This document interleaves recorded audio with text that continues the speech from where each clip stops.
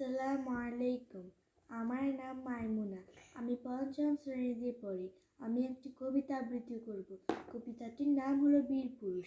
লিখেছেন রবীন্দ্রনাথ ঠাকুর। মনে করো যেন বিদেশ ঘুরে মাকে নিয়ে যাচ্ছি অনেক দূরে। তুমি যাচ্ছ পালকিতে মা চড়ে, দরজা দুটো একটুকু ফাঁক করে। আমি যাচ্ছি রাঙ্গা ঘোড়ায় পড়ে, টগবগিয়ে তোমার পাশে পাশে। রাস্তা থেকে ঘোড়ার খুঁড়ে খুঁড়ে রাঙ্গা ধুলোয় মেঘ উড়িয়ে আসে। সন্ধে হলো, সূর্য নামে পাঠে, এলেম যেন জোড়া দিঘির মাঠে। ধুধু করে যে দিক পানে চাই, কোনোখানেই জনমানব নাই।